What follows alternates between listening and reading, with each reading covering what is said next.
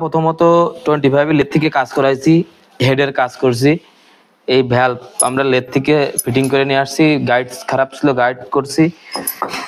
ক্যাম ছিল, ক্যামের বিয়ারিং দুটো চেঞ্জ করছি। আর বাজাজের অরিজিনাল টাইমিং গার্ডার, এটা টাইমিং এক্সাস্টার, এটা valve oil seal, timing chain, এবং সাথে আছে যে আমাদের গাড়িতে সিডিআর প্রবলেমও ছিল, গাড়িতে মোবিল খাইতো।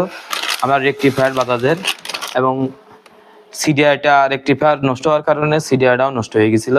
তার কারণে আমরা এই সিডিআইটাও নিয়ে আসছি। মোবিল ফিল্টার, সামনের চাকার প্রিমিয়াম নষ্ট হয়েছিল, আমরা বাজাজের নিয়ে আসছি।